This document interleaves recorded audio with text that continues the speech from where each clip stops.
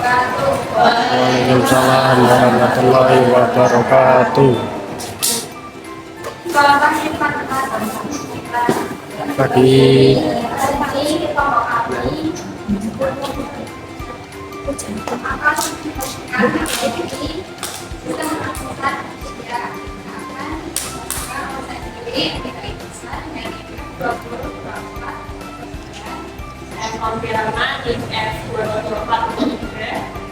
Saya menunjukkan identita NIM F2024011.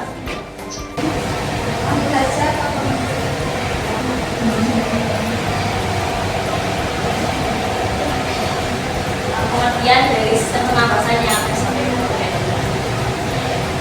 Sistem pernapasan pada manusia adalah sistem organ yang digunakan untuk menghirup oksigen dari udara serta mengeluarkan karbon dioksida dan buang air, di mana oksigen ini merupakan zat kebutuhan utama. Sistem pernapasan itu ada berbagai manusia yang memiliki tempat pernapasan dan tempat pengeluaran gas. Saluran ini berpangkal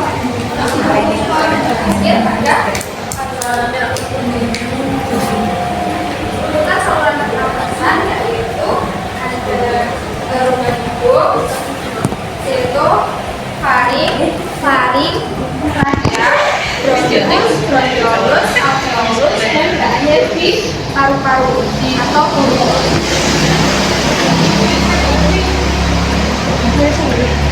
Jeda saya. Yaitu struktur organ pernapasan. Jadi ada rongga hidung, ada faring, laring, trachea, bronkus, rongga dada, alveolus, pulmon, pleura, dan juga diafragma.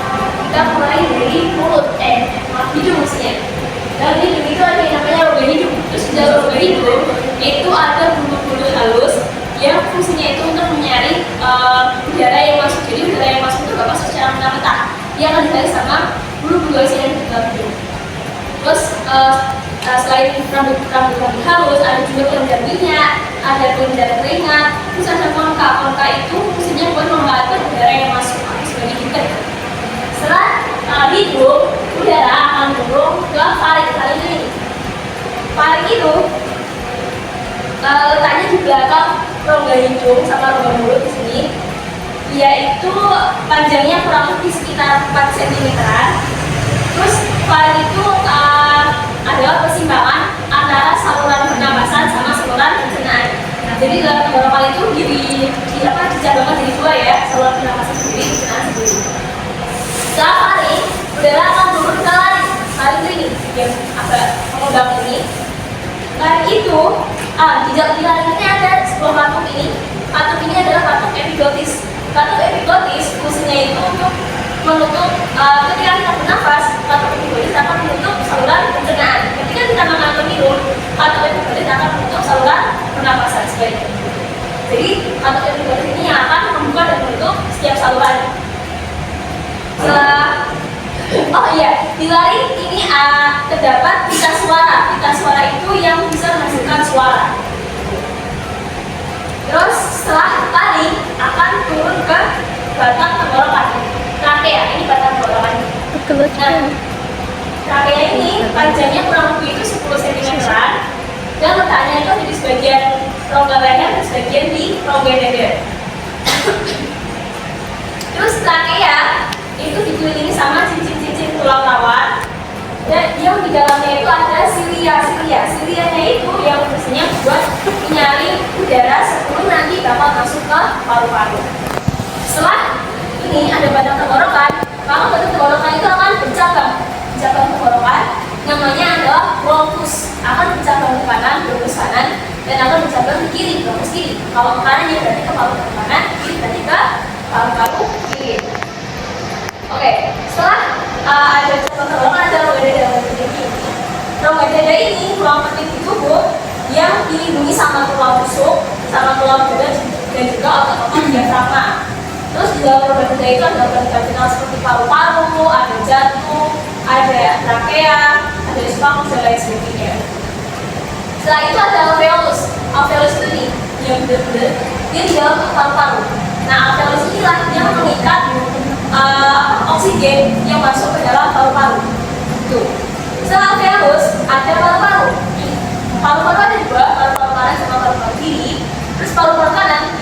terdiri dari paru-paru itu terdiri dari 3 lobus. Makanya kenapa paru-paru kanan itu volumenya lebih besar daripada paru-paru kiri yang hanya terdiri dari 2 lobus. Nah, di dalam paru-paru ini ada alveolus, ada bronchiolus ini yang cabang-cabang ini. Nah, terus alveolus di dalam paru-paru itu jumlahnya mencapai kurang lebih 300 juta buah. Ini adalah paru-paru. Selanjutnya ada pleura. Pleura itu selaput yang membungkus paru-paru. Setelah pleura ada diafragma. Di paru-paru ini. Diafragma itu otot-otot tendon yang letaknya di bagian bawah tulang rusuk. Jadi diafragma itu yang membatasi antara rongga dada sama rongga perut. Terus diafragma inilah karena diafragma kan otot-otot.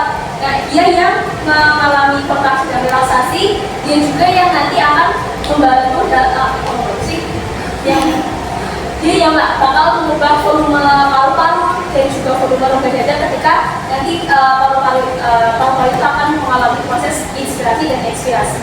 Kita jelaskan. Lanjut.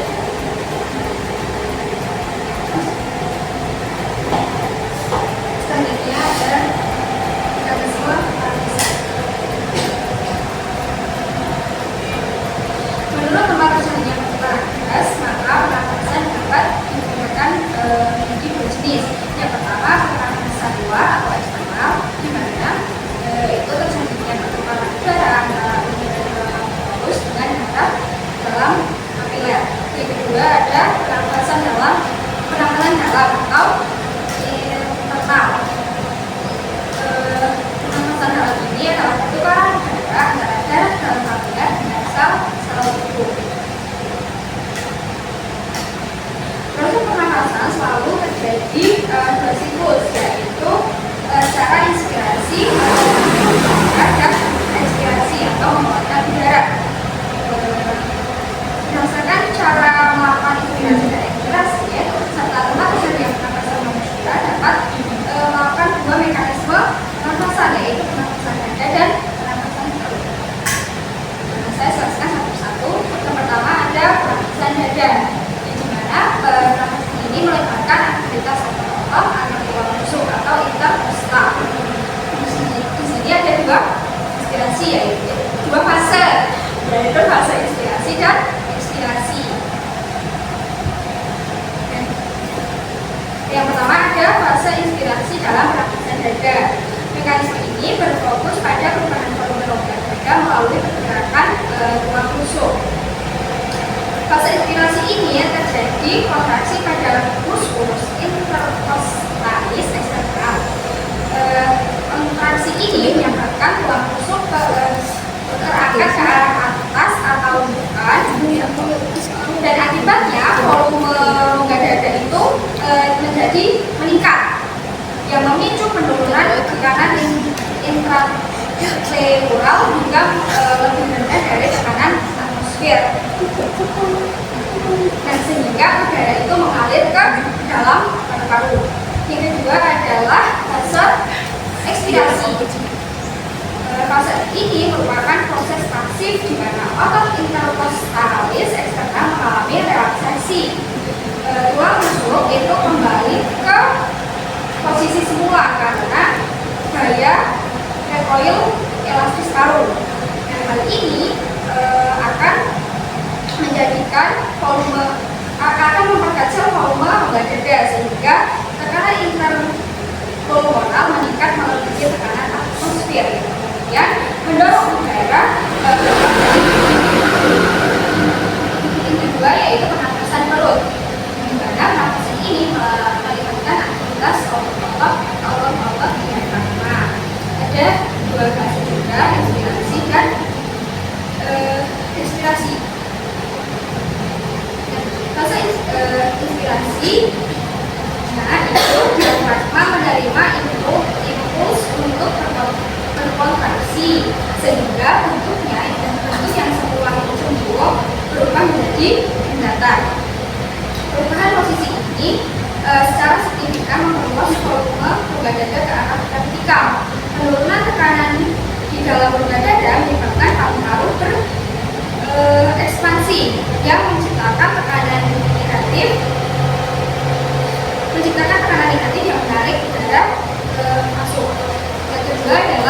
ekspirasi. Otot diafragma itu mengalami relaksasi dan kembali ke bentuk semula yang dimana melengkung ke atas. Proses ini memberikan tekanan pada bagian ventral paru, mengurangi volume rongga dada dan meningkatkan tekanan udara di dalam paru secara signifikan, sehingga udara dipaksa keluar dari paru. Ini adalah gambaran dari proses inspirasi dan juga proses ekspresinya, kan? Jadi ketika dalam proses inspirasi, ini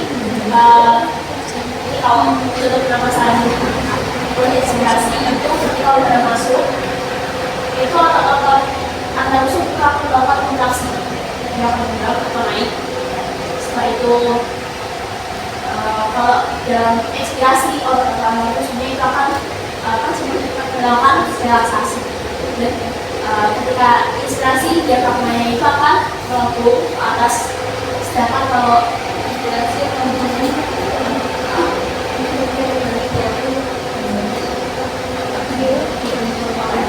selanjutnya kita akan melakukan praktik itu sederhana menggunakan model alat pernapasan dan kami sediakan. Jadi nanti teman-teman kita akan berikan gambar praktiknya pada bulan yang kedua.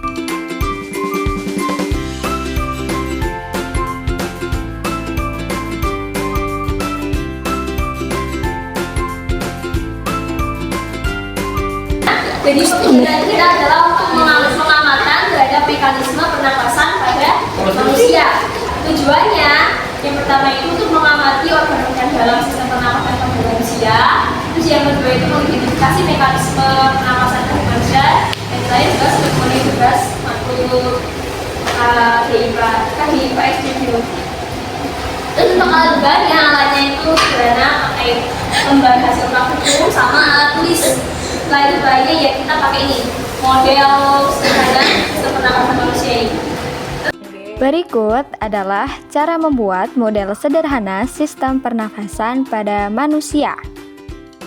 Alat yang digunakan yang pertama dalam tembak, yang kedua lakban, yang ketiga cutter, yang keempat korek api, dan yang kelima gunting.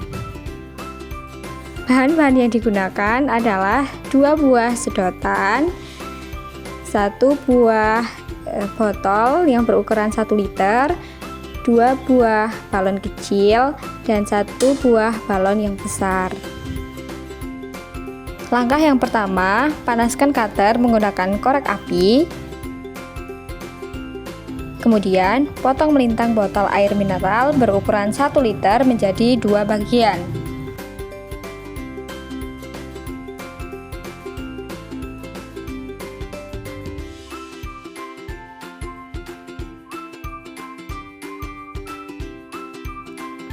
Lubangi tutup botol seukuran 2 buah sedotan.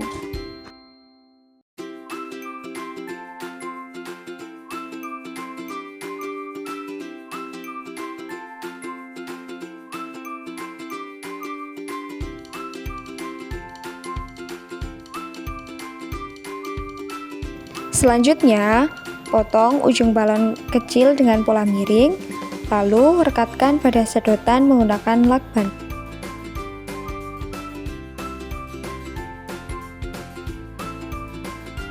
Lakukan hal yang sama pada sedotan balon kecil yang satunya. Letakkan kembali tutup botol yang sudah dilubangi ke ujung botol mineral. Kemudian, masukkan kedua sedotan yang sudah diberi balon menuju lubang tutup botol.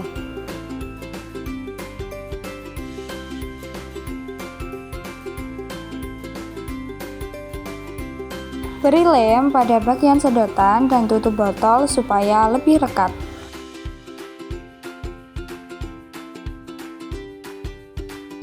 Potong dan buang 1/4 balon yang besar.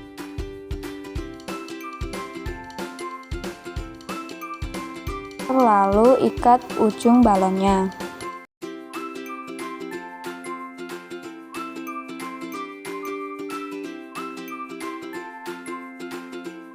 Pasang bagian balon yang sudah dipotong ke botol bagian bawah yang terbuka.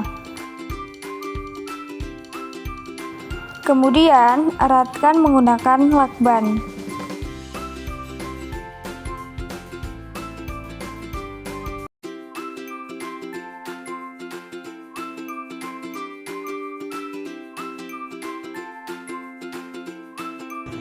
Dan inilah hasilnya.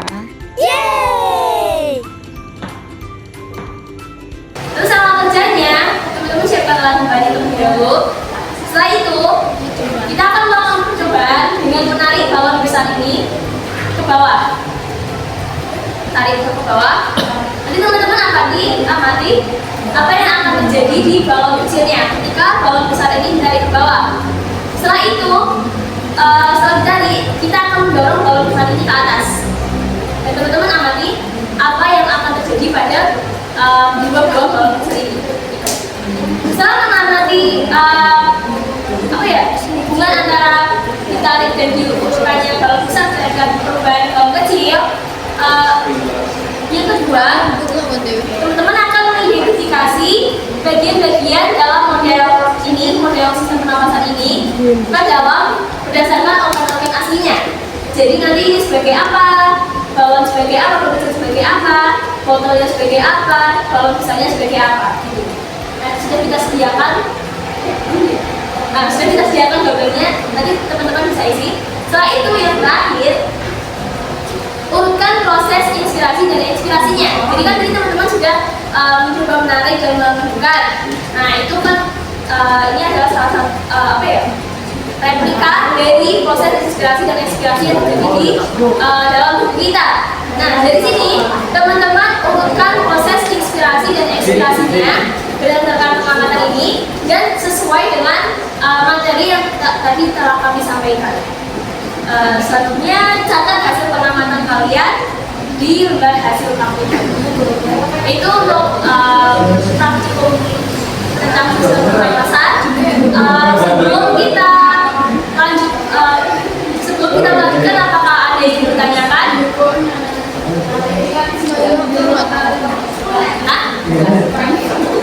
Iya, ada yang ditanyakan? Nanti ya, oke. Nanti kalau menit, jadi nanti sampai jam 10.45 ya. Iya, nanti 10.45 silakan teman-teman bisa mempresentasikan hasil pengamatan kalian. Silakan.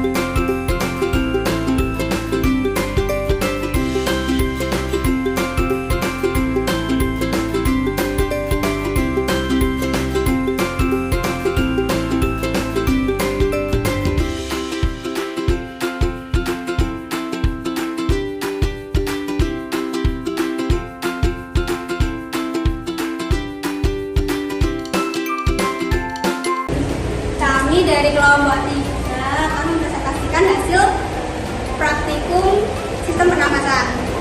Untuk yang hasil dan pembagian hasil yang A, mekanisme model sederhana sistem pernapasan. Yang pertama, perlakuan pada balon besar. Jika balon besar ditarik ke bawah, maka perubahan yang terjadi pada dua balon kecil di dalam botol itu akan mengembang.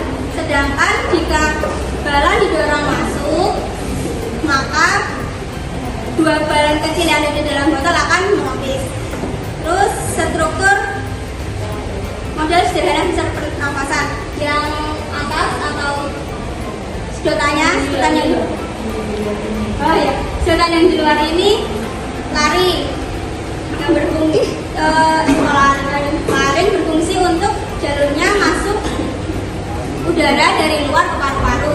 Terus yang sedotan di dalam balonnya ini adalah trakea yang berfungsi untuk mengalirkan udara dari laring dan juga bisa menyaring debu. Terus habis itu dua balon kecil yang ada di dalam botol itu sebagai paru-paru, jadi tempat pertukarannya oksigen dan karbon dioksida.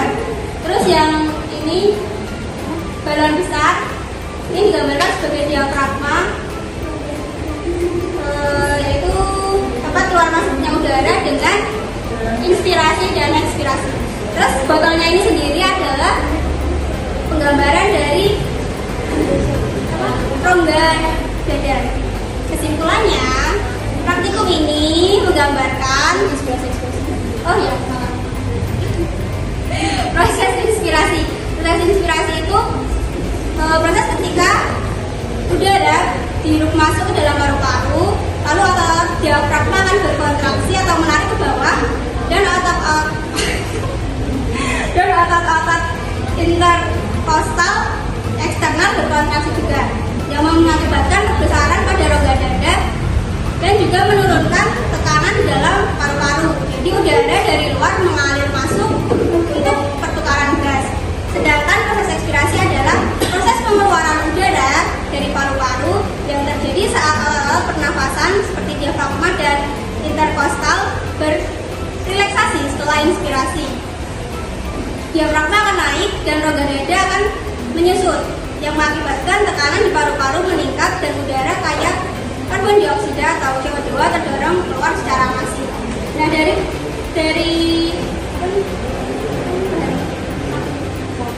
model praktik yang disiapkan oleh kelompoknya Mbak Eva ini menggambarkan sebagai proses pernafasan di diafragma.